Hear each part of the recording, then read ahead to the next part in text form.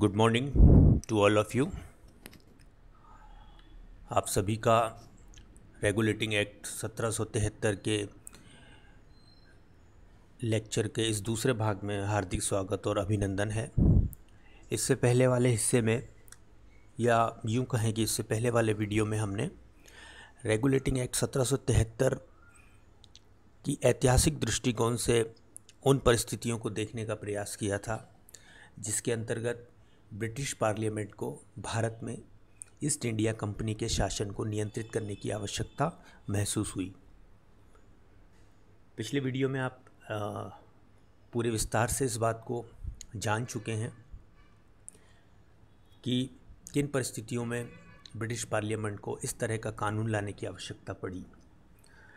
पिछले वीडियो में हम लोग चर्चा कर चुके हैं कि रॉबर्ट क्लाइव जब अपने दूसरे कार्यकाल में गवर्नर का पद उन्होंने बंगाल का संभाला, तो उसके बाद एक दोहरी शासन पद्धति उन्होंने लागू की और इस दोहरी शासन पद्धति का परिणाम ये निकला कि ईस्ट इंडिया कंपनी के जो अधिकारी थे काफ़ी धन भ्रष्टाचार के माध्यम से भारत से एकत्रित करते और वापस ब्रिटेन लौटने लगे थे, और इस अनाधिकृत तरीके से एकत्रित धन का प्रयोग वहाँ पर वो अपनी राजनीतिक महत्वाकांक्षाओं को पूर्ण करने के लिए प्रयोग में लाने लगे थे। तो एक आम जनमानस में वहाँ पर भावना प्रवाहित हो रही थी कि ब्रिटिश ईस्ट इंडिया कंपनी काफ़ी शक्तिशाली है आर्थिक दृष्टिकोण से। यही कारण है कि उसके अधिकारी काफ़ी सारा धन एकत्रित करके भारत से ब्रिटेन लौट रहे हैं। किंतु 1772 में जब ईस्ट इंडिया कंपनी ने ब्रिटिश सरकार के समक्ष ऋण के लिए आवेदन किया, तो ये सारी की सारी यहाँ से पोल खुल गई कि कंपनी काफ़ी कमज़ोर है, कंपनी की आर्थिक दृष्टि से हालत ठीक नहीं है, किंतु जो अधिकारी हैं वो आर्थिक दृष्टि से काफ़ी संपन्नता ग्रहण करके ब्रिटेन लौट रहे हैं। तो कहीं ना कहीं ब्रिटिश पार्लियामेंट में इस बात को लेकर आवश्यकता महसूस की जाने लगी कि ईस्ट इंडिया कंपनी का जो भारत में कामकाज है उसको कुछ ना कुछ तरीके से नियंत्रित किया जाए। तो इसी क्रम में दो पार्लियामेंट्री कमेटीज़ बनाई गई थी। एक थी सीक्रेट कमेटी और एक थी सेलेक्ट कमेटी। तो सेलेक्ट कमेटी के रिकमेंडेशन के आधार पर ही रेगुलेटिंग एक्ट 1773 ब्रिटिश पार्लियामेंट के द्वारा बनाया गया, जिसे 1774 में लागू किया गया। तो आइए चलिए हम लोग पुनः उसी प्रवाह की ओर चलते हैं जहां से हमने पिछले वीडियो में अपना क्रम भंग किया था। इस स्लाइड में आप देख सकते हैं कि रेगुलेटिंग एक्ट 1773 के क्या उद्देश्य थे या किन उद्देश्यों को लेके ब्रिटिश पार्लियामेंट ने इसे पारित किया था। तो इसमें पहला उद्देश्य आप देख सकते हैं कि कंपनी पर क्राउन का नियंत्रण, क्राउन से तात्पर्य ब्रिटिश पार्लियामेंट या ब्रिटिश सरकार का नियंत्रण है।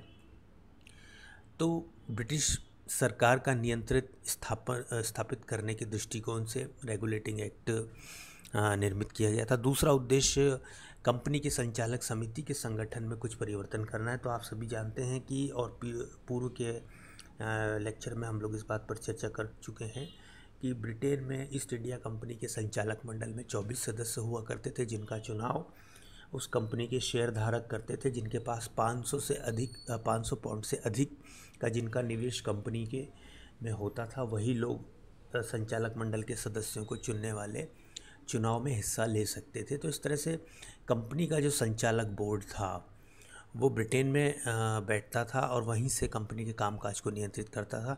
तो इस रेगुलेटिंग एक्ट के माध्यम से पहली बार ब्रिटिश पार्लियामेंट ने कंपनी के संचालक समिति, संचालक बोर्ड के संगठन में कुछ परिवर्तन करने की कोशिश की। तीसरा जो उद्देश्य था रेगुलेटिंग एक्ट का, कि कंपनी के राजनीतिक अस्तित्व को स्वीकार करके उसके व्यापारिक ढांचे को राजनीतिक कार्यों के संचालन के योग्य बनाना। तो ये एक बहुत ही महत्वपूर्ण बिंदु है। इससे पहले आप सभी को इस बात की जानकारी है कि ईस्ट इंडिया कंपनी भारत में व्यापार के उद्देश्य से आई थी, उसका राजनीतिक उद्देश्य नहीं था। किंतु समय के साथ फ्रांसीसियों के साथ संघर्ष के दौरान और साथ ही साथ देसी रियासतों के साथ संघर्ष में ईस्ट इंडिया कंपनी ने सैनिक शक्ति खड़ी कर ली और 1757 के प्लासी का युद्ध और 1764 में बक्सर के युद्ध के बाद में ईस्ट इंडिया कंपनी एक राजनीतिक सत्ता बन चुकी थी, उसका बहुत सारे भूभाग पर नियंत्रण स्थापित हो चुका था। तो ऐसी स्थिति में इस बात की आवश्यकता थी कि ईस्ट इंडिया कंपनी, जो कि व्यापारिक कंपनी थी, जब एक राजनीतिक सत्ता के रूप में अपना रूप परिवर्तित करती है तो इस कंपनी के राजनीतिक आयाम को नियंत्रित करने की आवश्यकता थी। तो रेगुलेटिंग एक्ट 1773 का यह भी एक प्रमुख उद्देश्य था कि कंपनी ने जो अपनी नई भूमिका स्थापित की है, जिस नई भूमिका में उसने प्रवेश किया है एक राजनीतिक सत्ता के रूप में, तो उसके राजनीतिक कार्यों को नियंत्रित करना था, उसकी आवश्यकता थी। और साथ ही साथ इस परिवर्तन के माध्यम से उसको इस योग्य बनाना था कि वो राजनीतिक कार्यों के संचालन को ठीक तरीके से कर सके। तो इन 3-4 प्रमुख उद्देश्यों के साथ ही रेगुलेटिंग एक्ट की निर्माण ब्रिटिश पार्लियामेंट के द्वारा किया गया। अब हम बात करते हैं कोर हार्ट ऑफ द इस वीडियो लेक्चर का जो हृदय स्थली है, वहाँ पर हम लोग पहुँच चुके हैं। तो रेगुलेटिंग एक्ट की धाराएं क्या थी, या इस एक्ट में क्या ऐसे प्रावधान थे जिससे कि कंपनी के शासन में परिवर्तन हमें दिखाई देता है। तो आइए चलती हम लोग एक एक करके इसके प्रावधानों को समझने की कोशिश करते हैं कि आखिर रेगुलेटिंग एक्ट ने ऐसे क्या परिवर्तन कंपनी शासन में किए। तो सबसे पहला जो परिवर्तन किया गया, इस परिवर्तनों को हम 2 स्तर पर देख सकते हैं। एक तो कंपनी के स्तर पर, जो कि ब्रिटेन में उसके संचालक मंडल में किया गया, और दूसरा कंपनी के जो भारत में कामकाज था उसमें परिवर्तन के लिए क्या प्रावधान थे। तो इस तरह से हम प्रावधानों को 2 रूपों में देख सकते हैं। तो पहला रूप जिसमें कंपनी के संचालक मंडल में परिवर्तन किया गया, तो आप यहाँ पे पहले बिंदु में देख सकते हैं कि कंपनी के संचालकों के चुनाव में वही व्यक्ति मत देने का अधिकारी होगा जिसके पास कंपनी के 1000 पाउंड के शेयर होंगे। हमने पहले स्पष्ट किया है कि केवल इससे पहले जिनके पास 500 पाउंड के शेयर थे, यानी जिनका निवेश 500 पाउंड का था, वो भी इस मतदान में हिस्सा ले सकते थे। किंतु नए प्रावधान रेगुलेटिंग एक्ट के तहत 1000 पाउंड के शेयर या 1000 पाउंड का जो निवेशक होगा, केवल वही कंपनी के संचालक बोर्ड के चुनाव में हिस्सा ले पाएगा। ये बहुत ही महत्वपूर्ण था। इसके माध्यम से कंपनी के चुनाव को सीमित करने की प्रयास किया गया, और जो बड़े निवेशक थे केवल वही इसमें हिस्सा ले पाएँ, इस बात का प्रयास किया गया। दूसरा, संचालकों के कार्यकाल 1 वर्ष के स्थान पर 4 वर्ष का कर दिया गया, यानी कि ये चुनाव अब प्रत्येक 4 वर्ष में होगा, जो कि पहले प्रति वर्ष होता था।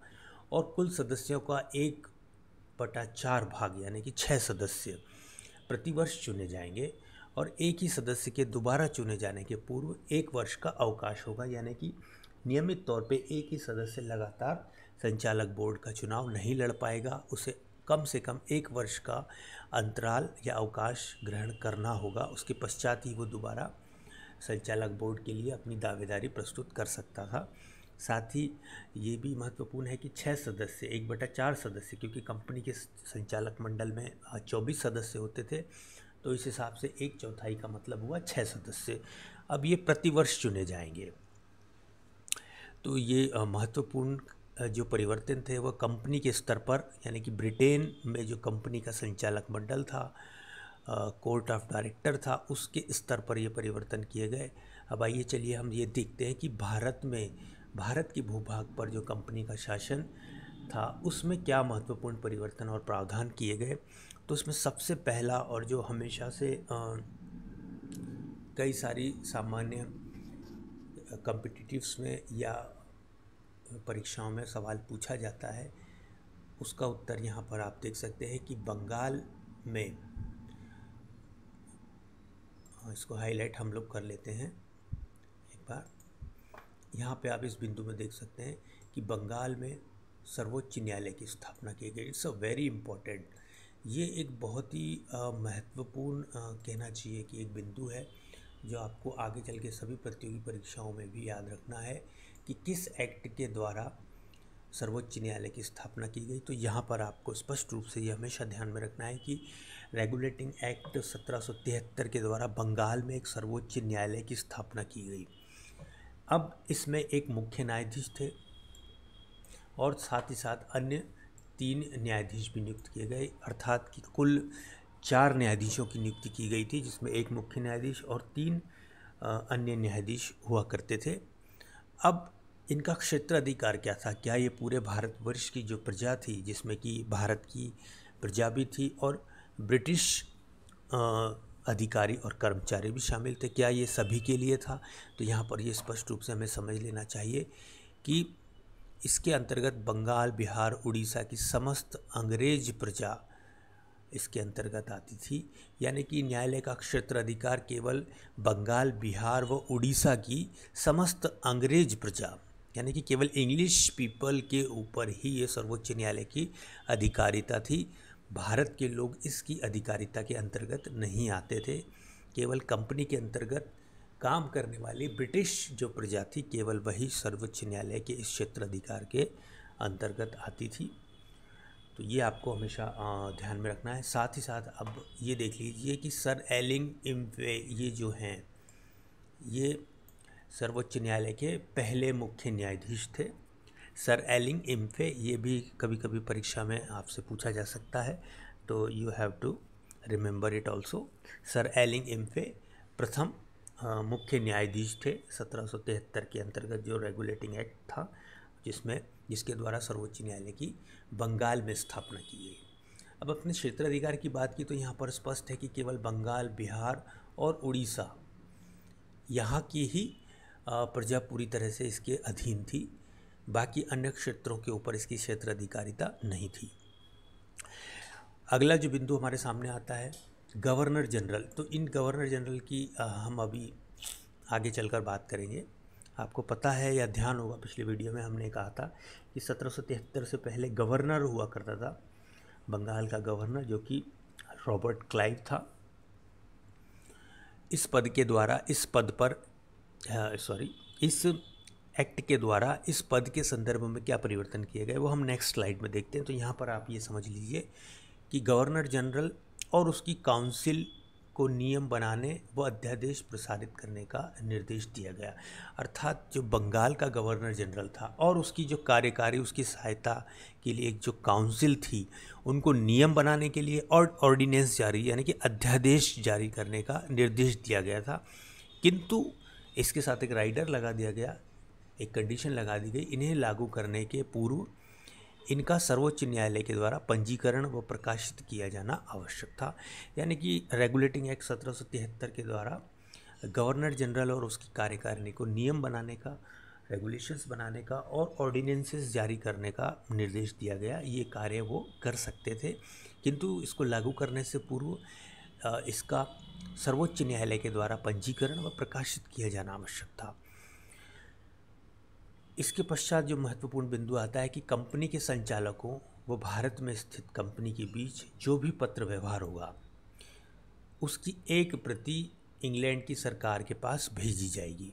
This is also very important. इससे पहले कंपनी का जो कार्य था, चाहे वो व्यापारिक हो चाहे वो राजनीतिक हो, वो पूरी तरह उन्मुक्त था ब्रिटिश पार्लियामेंट का या ब्रिटिश संसद का किसी भी तरीके से ईस्ट इंडिया कंपनी के कार्य में कोई दखलंदाजी नहीं थी, कोई हस्तक्षेप नहीं था, कोई नियंत्रणकारी शक्तियाँ नहीं थी, क्योंकि ब्रिटिश पार्लियामेंट को इस बात की जानकारी नहीं होती थी कि ईस्ट इंडिया कंपनी भारत में क्या कर रही है। किंतु 1773 के इस एक्ट के माध्यम से ये निश्चित कर दिया गया कि कंपनी के संचालकों और भारत में स्थित कंपनी के बीच जो भी पत्र व्यवहार होगा, उसकी एक कॉपी जो है इंग्लैंड की सरकार के पास भी भेजी जाएगी। अर्थात इंग्लैंड की सरकार यानी ब्रिटिश पार्लियामेंट को ये पता होगा कि कंपनी और के जो भारत स्थित कार्यालय है और ब्रिटेन में स्थित जो संचालक बोर्ड है, उसके बीच में किस तरह की बातचीत चल रही है, किस तरह के आंकड़ों का आदान प्रदान हो रहा है, या ईस्ट इंडिया कंपनी का भारत में कार्य किस तरह से चल रहा है। तो इसकी एक कॉपी जो है इंग्लैंड की गवर्नमेंट के पास भेजना इस एक्ट के माध्यम से अनिवार्य कर दिया गया। कंपनी के कर्मचारियों के द्वारा चलाए जाने वाला निजी व्यापार पूरी तरह से वर्जित कर दिया गया। This is also very important. इससे पहले, जैसा कि हमने पहले निवेदन किया था, कि कंपनी के जो कर्मचारी और अधिकारी थे वो पूरी तरह निजी व्यापार में संलग्न हो गए थे और काफ़ी धन भ्रष्टाचार और अनैतिक तरीक़ों से एकत्रित करके धनी होकर ब्रिटेन लौट रहे थे, जहाँ से वो अपनी राजनीतिक महत्वाकांक्षाएं पूरी कर रहे थे। तो ऐसी स्थिति में एक महत्वपूर्ण उद्देश्य इस रेगुलेटिंग एक्ट का ये था कि कंपनी के कर्मचारी जो व्यक्तिगत स्तर पर, निजी स्तर पर व्यापार कर रहे थे, उसको पूरी तरह से वर्जित कर दिया गया और ऐसा करना दंडनीय अपराध भी घोषित कर दिया गया। This is also important. अब ये पनिशेबल ऑफेंस माना जाएगा कि अगर कोई कंपनी का कर्मचारी होते हुए अपना निजी स्तर पर व्यापार करेगा तो उसको दंडनीय अपराध के रूप में घोषित किया गया। तो ये कुछ महत्वपूर्ण प्रावधान थे रेगुलेटिंग एक्ट के। अब इसका एक बहुत ही और सबसे महत्वपूर्ण मुझे कहना चाहिए जो प्रावधान था कि भारत में कंपनी के लिए गवर्नर जनरल ऑफ बंगाल की नियुक्ति की गई। इससे पहले बंगाल का जो गवर्नर हुआ करता था उसे गवर्नर सिंपली कहा जाता था, लेकिन इस एक्ट के माध्यम से इसको गवर्नर जनरल ऑफ बंगाल कहा जाने लगा। यानी कि अब ये पूरे बंगाल का गवर्नर जनरल था। पहले इसी को केवल गवर्नर शब्द कहा जाता था। अब इसका नामकरण अलग से कर दिया गया और अब इसे गवर्नर जनरल ऑफ बंगाल कहा जाने लगा। और इस तरह से जब रेगुलेटिंग एक्ट 1773 के माध्यम से गवर्नर जनरल ऑफ बंगाल के पद का सृजन किया गया, तो इस पर जो पहला गवर्नर जनरल ऑफ बंगाल नियुक्त किया गया था वो थे वॉरेन हेस्टिंग। हम लोग आगे चल के जब 1858 के पूर्व के कंपनी शासन के सभी एक्टों को देख लेंगे तो हम लोग एक लिस्ट क्रिएट करेंगे जिसमें हम विभिन्न गवर्नर, गवर्नर जनरल्स और governor general of India, Bharat के प्रथम गवर्नर जनरल और स्वतंत्रता के पश्चात के गवर्नर जनरल, इनके बारे में हम एक लिस्ट बनाएंगे, एक सूची बनाएंगे जिसके माध्यम से आपको ये चीज़ क्लियर हो सके, क्योंकि इसमें काफ़ी कन्फ्यूज़न होता है। परीक्षा में प्रश्न को ध्यान से न पढ़ने के कारण इन प्रश्नों में अमूमन गलती हो जाती है। तो इसीलिए आपको ये हम एक अलग से छोटा सा वीडियो बना के इसका स्पष्टीकरण दे देंगे। तो आपको यहाँ ध्यान यही रखना है कि कंपनी के लिए एक गवर्नर जनरल ऑफ बंगाल का पद सृजित किया गया और इस पद को सुशोभित करने वाले पहले गवर्नर जनरल ऑफ बंगाल थे वॉरेन हेस्टिंग्स। तो यहाँ पर आप देख सकते हैं। दूसरा महत्वपूर्ण परिवर्तन किया गया कि इनकी सहायता के लिए 4 सदस्यीय एक काउंसिल का निर्माण किया गया, यानी कि एक 4 सदस्य की एक छोटी सी कार्यकारिणी का गठन किया गया जो अपने कार्यों में गवर्नर जनरल ऑफ बंगाल को सहायता देती थी। अब इसके 4 सदस्य जो पहली बार नियुक्त किए गए उनके नाम यहाँ पर आप देख सकते हैं, बारवेल, फ्रांसिस, क्लेवरिंग और मॉनसन। ये 4 जो प्रथम व्यक्ति थे जिनको कार्यकारिणी में नियुक्त किया गया, उनके नाम यहाँ पर आप देख सकते हैं। आगे चल के इनके नोट्स आप ले सकते हैं।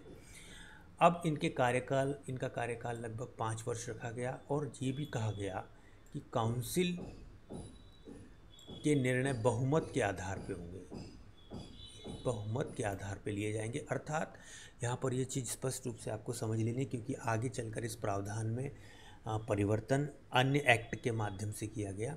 यहाँ पर 1773 का रेगुलेटिंग एक्ट ये कहता है कि काउंसिल के निर्णय जो कि कार्यकारिणी होगी गवर्नर जनरल ऑफ बंगाल की, उसमें जिसमें 4 सदस्य होंगे, उन काउंसिल का जो निर्णय होगा वो मेजोरिटी से होगा, बहुमत से होगा। यानी कि जिधर ज़्यादा मत होंगे उसी निर्णय को मान्यता दी जाएगी।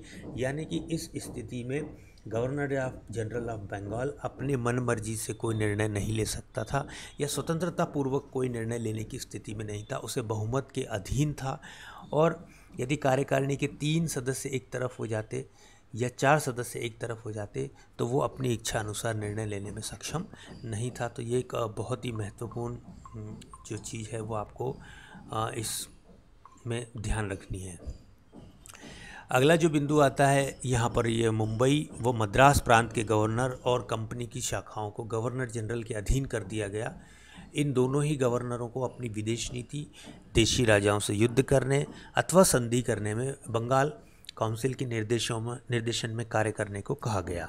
किंतु असाधारण स्थिति में ये दोनों ही स्वतंत्रतापूर्वक कार्य कर सकते थे तथा संचालक समिति से सीधे आदेश प्राप्त कर सकते थे। तो ये एक दुविधा की स्थिति थी। 1773 के एक्ट के माध्यम से तात्कालिक बम्बई जिसको अब मुंबई कहा जाता है और तात्कालिक मद्रास जिसको अब चेन्नई कहा जाता है, इन प्रांतों के गवर्नर जो हैं इनको भी गवर्नर जनरल ऑफ बंगाल के अधीन किया गया। किंतु ये जो अधीनता का तरीका था इसके जो प्रावधान थे वो बहुत ढीले ढाले और अस्पष्ट थे कि किन मामलों में ये दोनों गवर्नर बंगाल के गवर्नर के अधीन होंगे। तो यहाँ पर कुछ कोशिश की गई उसको स्पष्ट करने की कि अपनी विदेश नीति यानी कि देशी राजाओं से युद्ध करने अथवा संधि करने में बंगाल काउंसिल के निर्देशन में कार्य करने को कहा गया। तो यहाँ पर ये कुछ हद तक इनके स्वतंत्रतापूर्वक जो निर्णय लेने की क्षमता थी उसको बंगाल के गवर्नर जनरल और उसकी काउंसिल के अधीन करने का प्रयास 1773 के एक्ट के माध्यम से किया गया। अब इस एक्ट का महत्व क्या था? तो ये अधिनियम संसद के द्वारा कंपनी के कार्य में प्रथम हस्तक्षेप था, इसीलिए ये भारत में एक तरह से ये माना जाए कि संवैधानिक स्थापना की नींव का पत्थर रखने के तरह रूप में हम इसको समझ सकते हैं कि ये जो पहला था, ये ब्रिटिश संप्रभु जो पार्लियामेंट हुआ करती थी, ये उसका पहला एक प्रयास था कि जिसमें कंपनी शासन को नियंत्रित करने का प्रयास किया गया। तो ये अधिनियम भारतवर्ष पर पहली बार ब्रिटिश पार्लियामेंट ने लागू किया, प्रथमतः इसको निर्मित किया। ये कंपनी की व्यवस्था को सुधारने के दृष्टिकोण से था और इस दृष्टि से कुछ दोष रह जाने स्वाभाविक थे, काफ़ी दोष थे इसमें, लेकिन इसका जो प्रमुख उद्देश्य था कि एक ब्रिटिश पार्लियामेंट यानी ब्रिटिश सरकार का कहीं ना कहीं एक कंपनी के शासन के ऊपर नियंत्रण स्थापित करने के एक प्रथम प्रयास के रूप में ये रेगुलेटिंग एक्ट 1773 इतिहास में अपना एक बहुत महत्व रखता है। अब इस एक्ट के द्वारा कंपनी के राजनीतिक लक्ष्य व अस्तित्व को स्पष्ट रूप से स्वीकार कर लिया गया, क्योंकि हमने जैसा पहले निवेदन किया कि कंपनी के व्यापारिक कार्यों को नियंत्रित करने का प्रयास इसमें नहीं किया गया। आप देख सकते हैं कि ऐसा कोई प्रावधान रेगुलेटिंग एक्ट 1773 में हमें देखने को नहीं मिलता जिसके माध्यम से हमें ये प्रतीत हो कि ब्रिटिश सरकार कंपनी के व्यापारिक कार्यों को नियंत्रित करना चाहती हो, बल्कि उसका जो राजनीतिक कार्य था या उन्होंने जो नए राजनीतिक उद्देश्य और सत्ता स्थापित की थी उसको नियंत्रित करने के उद्देश्य से 1773 का रेगुलेटिंग एक्ट निर्मित किया गया। तो जब राजनीतिक रूप से उसके कार्यों को नियंत्रित करने के लिए जब एक्ट जारी किया जाता है तो इसका सीधा सा या परोक्ष रूप से तात्पर्य ये होता है कि कहीं ना कहीं ब्रिटिश पार्लियामेंट ने कंपनी के राजनीतिक अस्तित्व को स्वीकार कर लिया था कि उनके पास भारत के भूभाग पर नियंत्रण है और कहीं ना कहीं उनमें एक राजनीतिक सत्ता की स्थापना कर ली है। तो इसकी स्पष्ट रूप से स्वीकारोक्ति इस एक्ट के माध्यम से देखने को मिलती है। अतः यह अधिनियम कंपनी के संवैधानिक इतिहास में बहुत ही महत्वपूर्ण स्थान रखता है। तो निश्चित रूप से हमें उम्मीद है कि इस 1773 के रेगुलेटिंग एक्ट के उद्देश्य, इसकी परिस्थितियाँ, इसके महत्व और इसके प्रावधान आपको समझ में आ गए होंगे। और इसके साथ ही हम लोग इस व्याख्यान को यहाँ पर कंक्लूड करते हैं। 2 पार्ट में ये व्याख्यान था, पहला पार्ट आप देख चुके हैं, ये दूसरा पार्ट था। अगला जो हमारा वीडियो लेक्चर होगा वो इसके आगे के संवैधानिक प्रोग्रेशन में जो Pitt's India act British parliament के द्वारा इनेक्ट किया गया, लागू किया गया, निर्मित किया गया, उसके बारे में हम लोग जानकारी देखेंगे, Pitt's India act. Thank you for watching.